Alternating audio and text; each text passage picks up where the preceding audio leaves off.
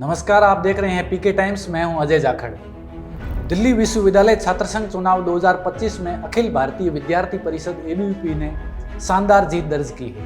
4 मुख्य पदों में से 3 पदों पर जीत हासिल कर एबीवीपी ने डीयू में अपनी पकड़ और मजबूत कर ली है।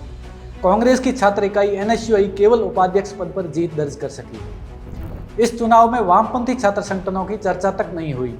नतीजे आते ही यह साफ हो गया कि दिल्ली विश्वविद्यालय में अब एबीवीपी की पकड़ पहले से कहीं ज्यादा मजबूत हो चुकी है। इस जीत ने जवाहरलाल नेहरू विश्वविद्यालय जेएनयू में वामपंथी खेमे की चिंता बढ़ा दी है।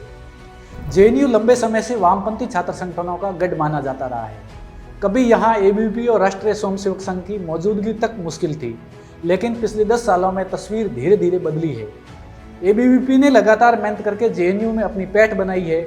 पिछली बार परिषद ने संयुक्त सचिव पद पर जीतकर यह साबित कर दिया था कि अब जेएनयू में वामपंथियों को सीधी चुनौती दी जा सकती है। वामपंथी छात्र संगठन पहले आपस में बंटे हुए रहते थे और अलग अलग लड़ते थे, लेकिन अब हालात ऐसे हैं कि उन्हें एबीवीपी को रोकने के लिए गठबंधन करना पड़ रहा है। इसके बावजूद हर साल जेएनयू के चुनाव में एबीवीपी की ताकत लगातार बढ़ रही है। काउंसलर स्तर पर तो परिषद ने वामपंथियों को कड़ी टक्कर देकर बड़ी संख्या में सीटें अपने नाम कर ली है। 2014 में नरेंद्र मोदी के प्रधानमंत्री बनने के बाद से एबीवीपी और आरएसएस ने विश्वविद्यालय राजनीति पर ज्यादा ध्यान देना शुरू किया। जेएनयू को लंबे समय से वामपंथियों का गढ़ और अर्बन नक्सल की फैक्ट्री कहकर घेरा जाता रहा है। मोदी सरकार के दौरान शिक्षा नीतियों, राष्ट्रवाद और संगठनात्मक विस्तार के जरिए एबीवीपी को मजबूत आधार मिला। सोशल मीडिया और जमीन पर सक्रियता ने भी इसमें बड़ी भूमिका निभाई। 2016 में कन्हैया कुमार के छात्र संघ अध्यक्ष रहते हुए जो विवाद खड़े हुए, उन्होंने जेएनयू और वामपंथी संगठनों की सभी पर गहरा असर डाला।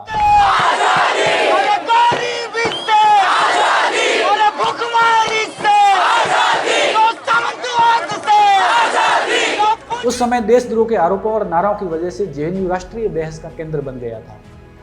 एबीवीपी ने इस माहौल का फायदा उठाते हुए छात्रों तक अपनी पहुंच बढ़ाई।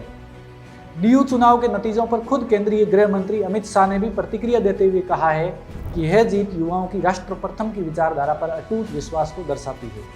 वहीं कांग्रेस नेता और जेएनयू के पूर्व छात्र संघ अध्यक्ष कन्हैया कुमार ने आरोप लगाया कि सरकार और प्रशासन मिलकर छात्र राजनीति को कमजोर कर रहे हैं। उन्होंने कहा कि एनएसयूआई छात्रों के अधिकारों की लड़ाई जारी रखेगी, भले ही फिलहाल उसके पास कम पद हो। दिल्ली विश्वविद्यालय की जीत ने जेएनयू में एबीवीपी का आत्मविश्वास और बढ़ा दिया है। अब वामपंथी संगठनों के सामने सबसे बड़ी चुनौती यह है कि वे अपने गढ़ को किस तरह से बचाते हैं। आने वाले जेएनयू चुनाव में ये देखना दिलचस्प होगा कि क्या एबीवीपी वाकई इस गढ़ को हिला पाएगी या वामपंथी संगठन मिलकर फिर से अपनी पकड़ कायम रखेंगे। लेकिन इतना तो तय है कि डीयू की जीत ने जेएनयू में खलबली जरूर मचा दी है। ऐसी खबरों के लिए देखते रहिए पीके टाइम्स। नमस्कार। मरुधरा से खुद को जोड़ने के लिए सब्सक्राइब करें और बने रहें पीके टाइम्स के साथ।